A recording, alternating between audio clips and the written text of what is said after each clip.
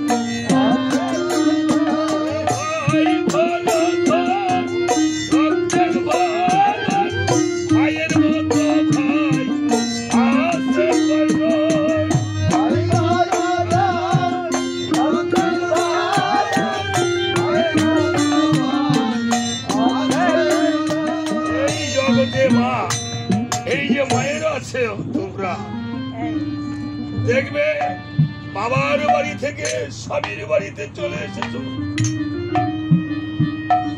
স্বামীর বাড়িতে যদি দুঃখ দুর্দশা থাকে, বাবার বাড়িতে যদি বাবা না থাকে, মা না থাকে, বাবাকে মাকে দেখার মতো অনেক সময় সুযোগও থাকে না মায়েদের।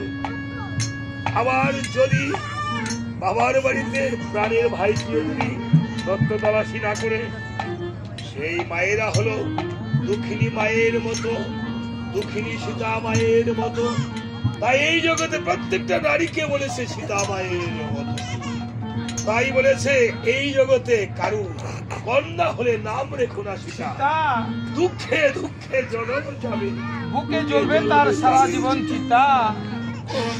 যেমন আজকে যারা বাবাকে হারিয়েছে তারা ফিরে পাবে না আর বাবাকে।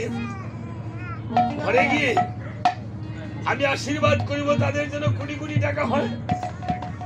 তারপর এখানে এসে ঠাকুরের কাছে ভক্তি করেন সাষ্টাঙ্গে। চারটি ভাই একত্রে এসে, হ্যাঁ একত্রে এসে ভাইয়েরা একটু আলিঙ্গন। এই পিতা হারানোর বেদনা, পিতা যদি বকাও দেয়, বকাটা ছিল আশীর্বাদ। ঘরে রাত্রে ঘরে ফিরলে, বেশি রাত্র হলে পিতা সন্তানকে বকা দেয়, কিন্তু সেই বকাটা ছিল আশীর্বাদ। আজকে কোটি কোটি টাকা দিয়ে এই পিতার বট গাছের নিচে যত গরমই হোক দেখবেন গেলে যেমন ছায়া পাওয়া যায়, পিতা মাতার কাছে গেলে ঠিক মনের কথা খুলে বলা যায়, এমন একটি মায়া পাওয়া যায় এই জগতে। কেউ আপন হয় না। আপনি এই যে গুরুদেবকে বসিয়েছেন, আপনি গোবিন্দের প্রসাদ দিয়েছেন। গোবিন্দের প্রসাদ হলো প্রসাদ, গুরুদেবের প্রসাদ হলো মহাপ্রসাদ। আর মা বাবার মাখা ভাত, যেমন আমাদেরকে ছোট সময় টক টক করে পাখির মতো খাওয়াইছে, ঠিক আমরা বড় হইয়া মা বাবার মাখা ভাত অনেক সময় মা বাবার সাথে বসে খাওয়ার সময়।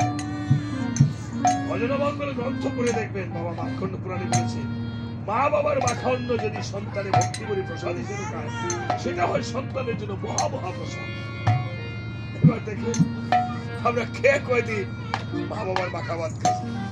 আজকে যারা মা বাবাকে হারাইছে তারা গুরুদেবের প্রসাদ দিতে পারবে, এই গোবিন্দের প্রসাদ দিতে পারবে টাকা দিয়ে, কিন্তু মা বাবার মাখা ভাত হাত ধরে গিয়ে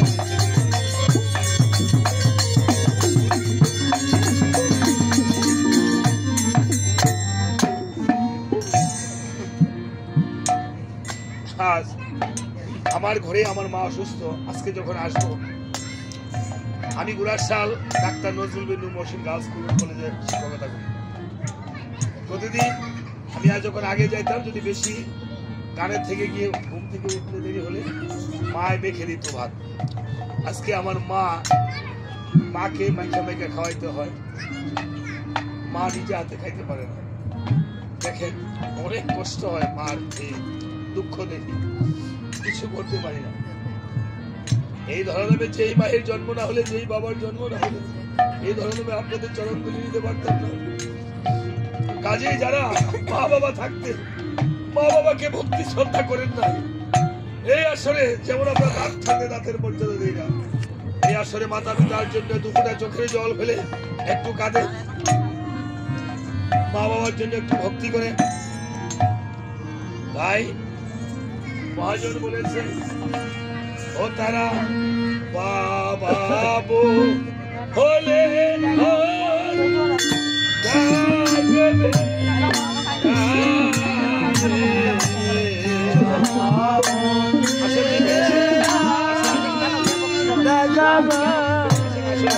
আরেক ভাই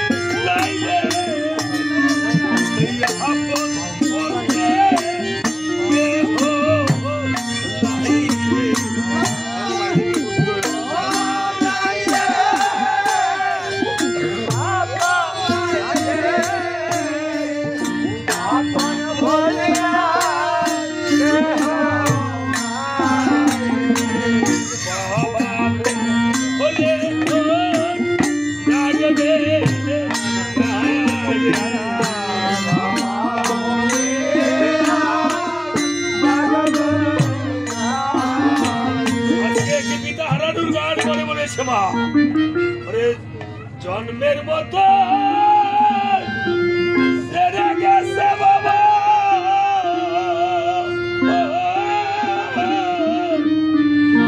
আর তো ফিরে আসবে না রে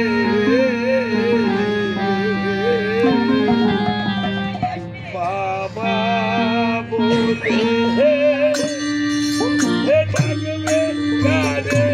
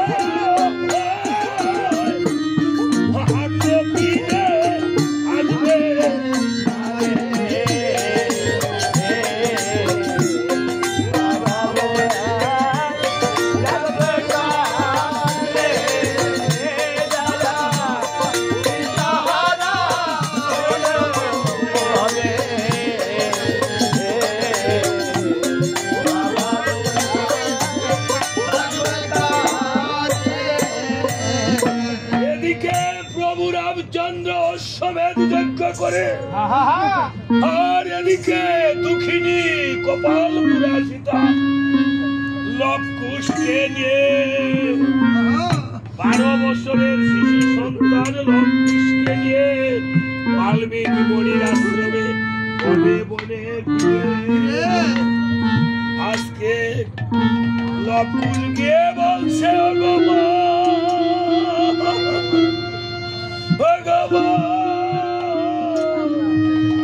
জন্মের পর থেকে একদিন বাবাকে দেখি নাই, বাবাকে ডাকতে বাবা বলে ডাকতে পারি নাই।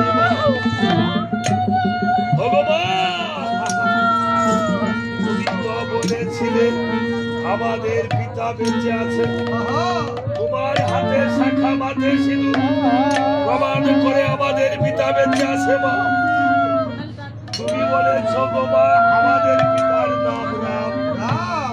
আমার মা বাল্মীকি মুনির রামায়ণ পড়ে জানিতে পারিলাম অযোধ্যার রাজা নাকি রাম। আমাদের পিতা কোথায় থাকে কি করে একবার যদি মাটিতে ছবি এঁকেও দেখাতে, তাহলে এই বিশ্ব ব্রহ্মাণ্ডে যেখানে আমাদের পিতা থাকে আমাদের পিতাকে ধরে নিয়ে এসে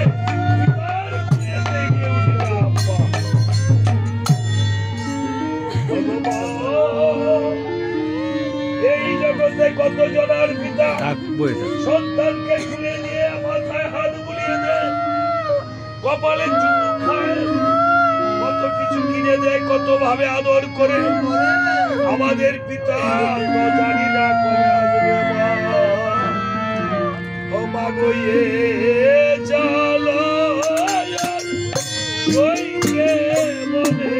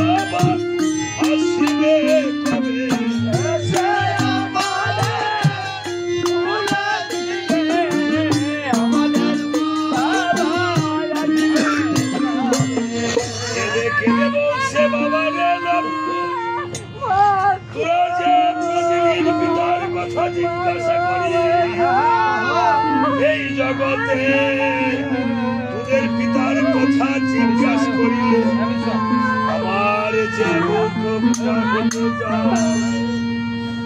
বাবা রে,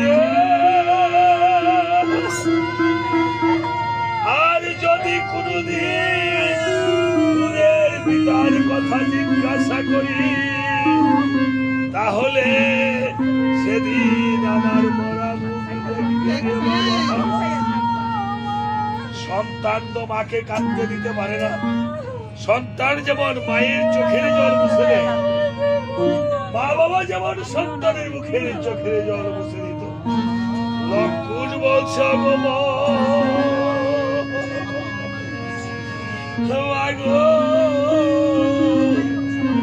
এই জীবনে বাবা যেমন আমাদের পঞ্চমাসে গর্ভবাসে ফেলে চলে গেছে, আমাদের কোনদিন ফেলে চলে যেও না। পাগল তোমার মতন আদর্শ এই জগতে কেঁদে কেঁদে বলছে, ও মাগো কান্দ দাগো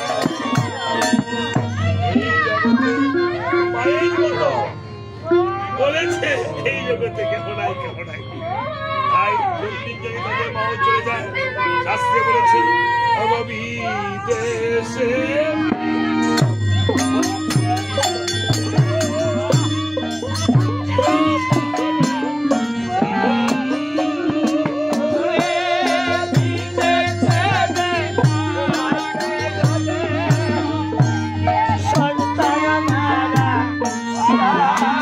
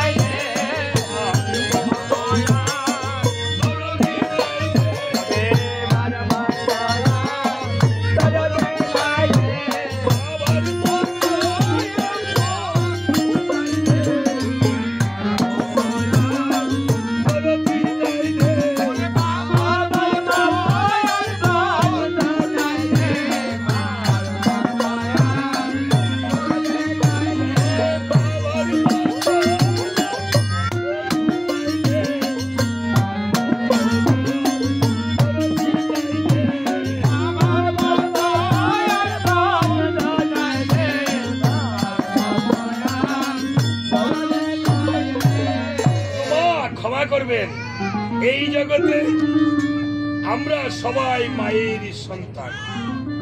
পিতা ছাড়া সন্তান হয়েছে, কিন্তু মাতা ছাড়া সন্তান হয়নি। ইসলাম ধর্মে, সনাতন ধর্মে, খ্রিস্ট ধর্মে, বৌদ্ধ ধর্ম তার প্রমাণ রয়েছে। এই জগতে আমাদের গর্ভধারিণী মায়ের স্তরে আছে দুগ্ধ, আর জগৎ মায়ের স্তরে আছে অমৃত। প্রত্যেকটা গর্ভধারিণী মা হলেন আপনারা জগৎ মায়ের অংশ এই জগতে। তাই মায়ের পূজা বেশি। আপনি জগৎ মায়ের পূজা দেবেন, দুর্গা মা, তারা মা, কালী মা, দুর্গা মা, হ্যাঁ, লক্ষ্মী মা, সরস্বতী মা, গঙ্গা মা। হ্যাঁ, এই জগতে মা মায়ের এমন জিনিস। আজকে এমন একটি মায়ের ভক্ত এই আসরে এসেছেন, যিনি আজকের এই শ্রাদ্ধের পুরোহিত ছিলেন। হ্যাঁ, আমার সদ্য প্রাণপ্রিয় এবং আমার জন্মান্তরের ভাই রাজেশ কর্তা, যার সারা বাংলায়, বিশেষ করে মুন্সিগঞ্জে গেলে এই কর্তার নাম আমরা বিভিন্নভাবে পাই, যার বাড়িতে মায়ের মন্দির রয়েছে এবং তিনি মাতৃ সাধনা করেন, মাতৃভক্ত। আজকে আসলে দুজনেই পুরোহিত আছেন, আরো আছেন কিনা আমি জানি না। আমার জানার মতো একজন আছেন সুমন চক্রবর্তী, তিনি পুরোহিত কল্যাণ পরিষদে, উনিও একজন ক্রিয়ানিক ব্রাহ্মণ।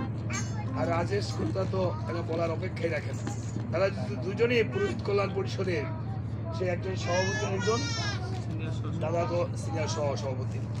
শুধু তাই নয়, আমি এই জন্য বলছি, আমার জীবনে এই রাজেশ দার মন্দিরে বহুবার এসেছি।